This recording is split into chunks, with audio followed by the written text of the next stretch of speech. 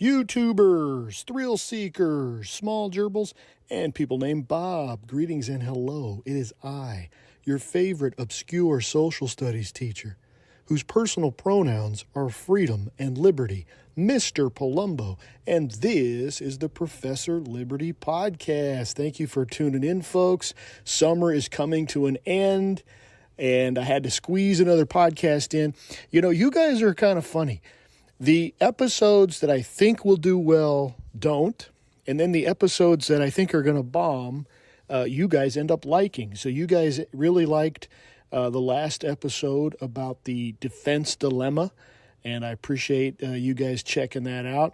If you'd like to email the show, the email is professorliberty1776@gmail.com. You know, the mailbag episodes are popular as well. But you guys have to, send me questions so I can make a Q&A mailbag episode. The email, again, is professorliberty1776@gmail.com. Send me your comments, your questions, your criticisms, your wild historical fantasies. That sounds weird. Just have to send it to professorliberty1776@gmail.com. Don't forget to share this podcast with your friends, your family, your communist cousin who is thousands and thousands of dollars in debt just to become an unemployed Marxist. All right, enough small talk. Today's topic, we're talking about Andrew Jackson, the Trail of Tears, and how this moment in history clashes with modern values of diversity and inclusion. Andrew Jackson is one of the most polarizing figures in American history. To some, he's a rugged, self-made American hero, the man who fought off the British in the Battle of New Orleans, took on corrupt elites, and gave voice to the so-called common man. To others, he's a tyrant in a tailored coat, a man who expanded democracy for some while trampling on the rights of others.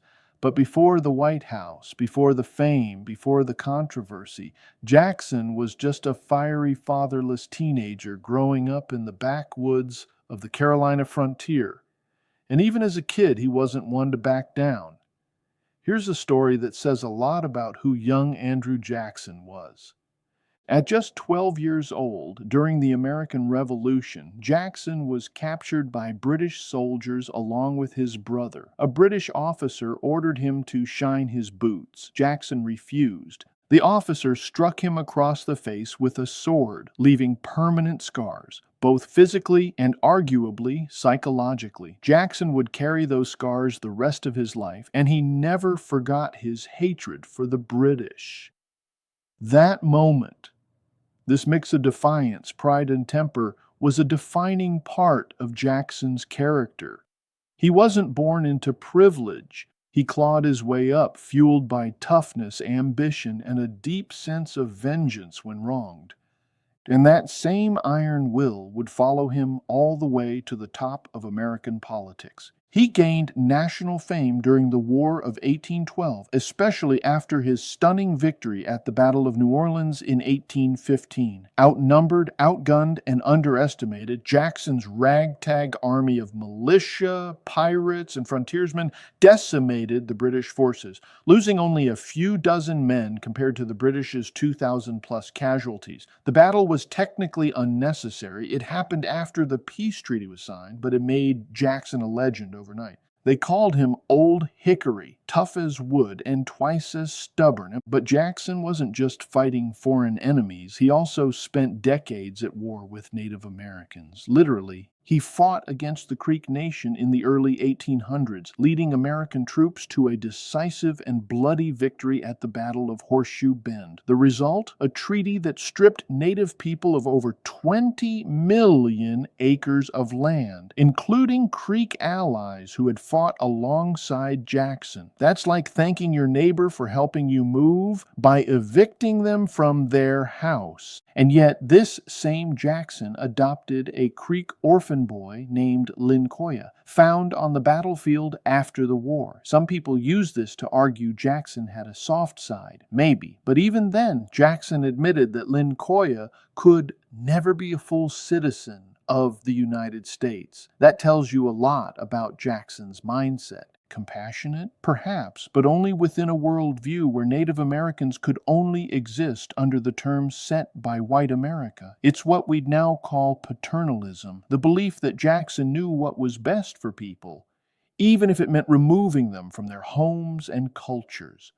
Fast forward to 1828. Andrew Jackson, Old Hickory himself, wins the presidency in what many historians describe as a political earthquake. For the first time in American history, the country elected a man who wasn't from the elite planter or legal classes of Virginia or Massachusetts. Jackson was a frontier war hero, not a polished intellectual. He didn't wear powdered wigs, he chewed tobacco. He spoke like a soldier and punched like one too. And the people loved it. Jackson's victory ushered in what we now call Jacksonian democracy. What does that mean? Well, it wasn't democracy in the way we define it today. Jacksonian democracy meant expanding political power to white men without property. And this is huge because before this, only white male property holders could vote. Jacksonian democracy was a celebration of the common man. The era also brought a deep suspicion of banks, elites, and anything that smelled of aristocracy. There was also a belief in a strong executive branch that acted in the people's interest, even if that meant crushing opposition. Jackson campaigned on the idea that the government should reflect the will of the everyday man, not just the wealthy or well-connected. It was raw, loud, messy populism. You can see why many have connected the Trump presidency with Andrew Jackson, something Trump himself has embraced.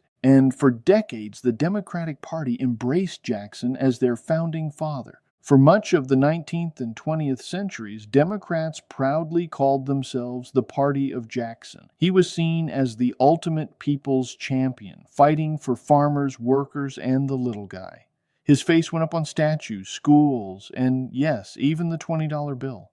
But here's the thing, populism can be a double-edged sword. Because while Jackson expanded political access for white men, he did it while crushing the rights of Native Americans, African Americans, and women. His idea of democracy was selective, and his policies came at a devastating cost to anyone who didn't fit the mold of the common man. This contradiction between expanding democracy for some while excluding many others is precisely what makes Jackson's legacy so uneasy for modern sensibilities. Today, as our understanding of equality and inclusion has evolved, the very foundation of Jacksonian democracy feels incomplete, even troubling, especially for liberals and college-indoctrinated leftists today, which is obviously why the Democrats have dropped their former hero like a bad habit. Modern society is quick to judge historical figures through the lens of today's values, and Andrew Jackson, with all his complexities, has become a convenient target. It's understandable that we want to learn from history, but it's also important to remember that applying today's standards to people who lived 200 years ago is tricky business. Jackson's policies, especially Indian removal, are rightly criticized today, but they were born from the realities and beliefs of his time.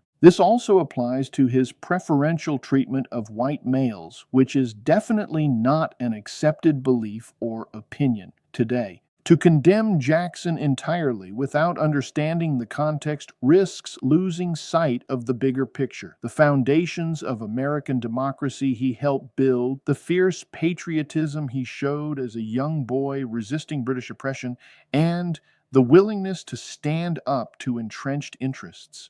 There's a real danger that we throw out the baby with the bathwater, ignoring the lessons and leadership of men like Jackson simply because they don't fit perfectly into the mold of modern ideals. And that brings us to one of his first major goals as president, removing native tribes from their lands east of the Mississippi. Enter the Indian Removal Act of 1830. Now, Andrew Jackson didn't present this policy as an act of cruelty, far from it. To him and many white Americans at the time, it was a necessary and even benevolent solution to what they saw as an inevitable conflict between Native American tribes and white settlers expanding westward. Jackson told Congress and the American people that removing native tribes west of the Mississippi River would protect them from extinction. His argument was that constant contact with white settlers meant inevitable violence, disease, and cultural destruction. By relocating Native Americans to a designated territory, Jackson claimed they could be safeguarded from annihilation. In his own words, it will separate the Indians from immediate contact with settlements of whites and perhaps cause them gradually, under the protection of the government, to cast off their savage habits and become an interesting, civilized, and Christian community. Unquote. This language, savage habits, civilized, and Christian community, reflects the common attitudes and beliefs of the early 19th century. Jackson and many of his contemporaries genuinely believed that Native Americans faced the difficult choice of adapting to European American customs and ways of life if they were to survive and thrive in a rapidly changing world. Mr. Palumbo, Mr. Palumbo, I have my hand up. Mr. Palumbo, Mr. Palumbo. What is it? Well, what you're saying is it was an act of compassion for the government to forcibly remove entire groups of people from their ancestral homes? You're just trying to justify genocidal actions, Mr. Palumbo, by a white-controlled government against brown people. What I'm saying is that from Jackson's perspective, the policy was an act of mercy, a choice between civilization or extinction.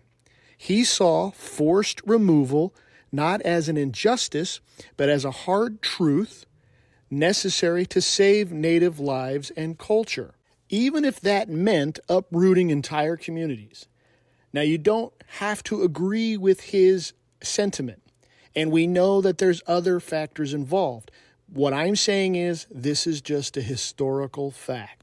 It's also important to remember the 5 civilized tribes, the Cherokee, Choctaw, Chickasaw, Creek, and Seminole, had done everything white America demanded to be seen as civilized. They built schools, adopted agriculture, wrote constitutions modeled after the U.S. government, converted to Christianity, and even owned slaves themselves. Yet none of this was enough to protect them, because the real issue wasn't how civilized they were. It was the value of their land, fertile, strategically located, and highly desired by white settlers and plantation owners hungry for expansion and profit. And regardless of how uncomfortable this might make you feel, the fact is that most 19th century Americans, you could say most white people, influenced by social Darwinism, which would definitely come into play during the late 1800s, believed that different races should not and could not live together. So the only way to ensure the natives don't get wiped out completely was to remove them and give them their own area far away from civilization.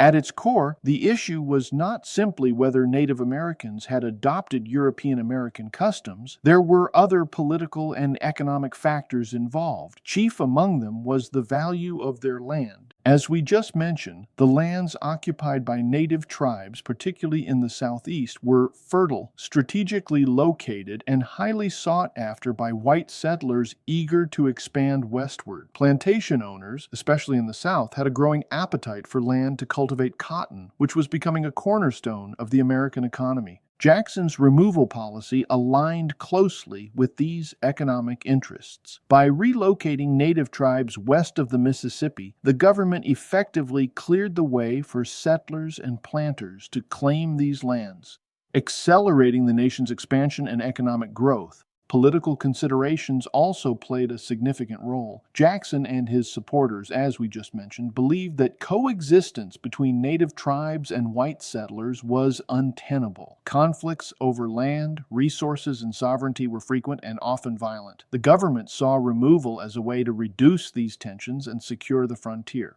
With all that said, the policy's implementation led to enormous suffering. One of my favorite parts of this story to share in class is how the Cherokee Nation used the legal and constitutional tools available to them to fight for their rights and resist removal. They took their case all the way to the Supreme Court in Worcester versus Georgia, and the court ruled in their favor, recognizing Cherokee sovereignty and declaring that Georgia couldn't impose its laws on their territory. I think this ruling is a profound victory for the Constitution and the court, especially given the time period. From a civics perspective, this is a powerful example of people who were probably not even considered during the adoption of the Constitution, actually using those prescribed avenues to petition their government and seek justice. But here's the heartbreaking part. Even though the Cherokee did everything right by working within the system and SCOTUS ruling in their favor, the executive branch failed them. President Jackson's alleged response, "John Marshall has made his decision, now let him enforce it," captures the administration's refusal to uphold the Supreme Court's ruling. Whether or not Jackson actually said those words, the message was clear. The executive branch ignored the rule of law. This moment is painful to teach because it reveals a fundamental breakdown in the system designed to protect rights and uphold justice. The President of the United States basically set aside the Constitution's authority, allowing Georgia and the federal government to force the Cherokee off their lands anyway. It's a stark reminder that even when citizens follow the law and seek redress through legal channels, the system isn't infallible, and governments can still fail the very people they are meant to serve. And so in 1838, under President Martin Van Buren, but following policies initiated by Jackson, the U.S. Army carried out the removal of over 16,000 Cherokee men, women, and children from their ancestral homelands. They were relocated to designated territory west of the Mississippi River, what was then called Indian Territory in present-day Oklahoma. The journey, now known as the Trail of Tears, was more than 1,000 miles long and marked by extremely harsh conditions. Many of those relocated lacked proper shelter, food, and clothing. Exposure to disease, cold, and hunger took a heavy toll. By the end of the relocation, an estimated 4,000 Cherokee had died. Families were broken, communities disrupted, and a once sovereign nation left devastated. And it wasn't just the Cherokee. The Choctaw were among the first to be removed, with many dying during transport. The Creek faced similar hardships. The Seminole, rather than leave willingly, resisted and sparked the Second Seminole War, a prolonged and costly conflict that further underscored the deep opposition to removal. At the time, the government referred to these actions as removal, a policy rooted in treaties, federal law, and national expansion. But to the native nations involved, it was experienced as displacement, loss, and tragedy, an event whose impact is still felt generations later. So what now? How do we deal with the legacy of Andrew Jackson, a president who, on one hand, expanded political participation for working-class white men, and on the other, presided over one of the most painful and tragic episodes in Native American history? As we mentioned before, for over a century, Jackson was hailed as a populist icon. But in recent decades, that legacy has come under intense scrutiny, as public values have shifted toward greater emphasis on inclusion, human rights, and historical accountability. Many Americans now view Jackson's policies, especially the Indian Removal Act, as deeply unjust. Some argue for removing his name from public buildings, changing the face of the $20 bill, or reevaluating how he's taught in schools. Others see these moves as an overcorrection, warning against judging historical figures solely by modern standards. Here's the point I always try to emphasize in class. Understanding history doesn't mean erasing it. More important than tearing down a statue is telling the whole story. Jackson was not a cartoon villain. He was a man of his era, an era when land meant power, when westward expansion was viewed as progress, and when many Americans accepted ideas we now recognize as exclusionary and harmful. He acted within the mindset and priorities of his time, and many of his decisions had broad public support. And it's worth noting that Jackson's expansion of the vote to all white men, regardless of property ownership, planted the seeds for a broader democratic transformation. While initially limited by race and gender, this idea that political power should not be restricted to the wealthy elite would eventually grow. Over the next century, movements for women's suffrage, civil rights, and voting rights for all Americans would build on that foundation and push the nation toward universal suffrage. But acknowledging the broader arc of democracy doesn't mean ignoring its contradictions. So what do we do with that? We face it. We teach students about the full Andrew Jackson, the war hero, the populist, the controversial president, and yes, the architect of removal. We study what he believed, what his supporters hoped for, and what his opponents feared. We explore how democratic systems can empower and how they can also fail. That's not rewriting history. That's doing it justice. Well, there you have it, folks. Andrew Jackson, a man with a very complex and controversial legacy. I want to do another episode of Old Hickory regarding his taking on of the Second National Bank of the United States. So look for that. That might be the last episode of the summer season. If you like this podcast, please go to Apple, iTunes, or wherever you listen to podcasts and share it. Share it on your social media page. Give it a like. If you give me a written review, the algorithm pushes it further out into the social media ether, and that would do me great. It'd be a great favor on your part. You can also go to teacherspayteachers.com and you can look at activities, worksheets, and lessons you can use in your homeschool and classroom environment. Until next time, go throughout the land and proclaim liberty.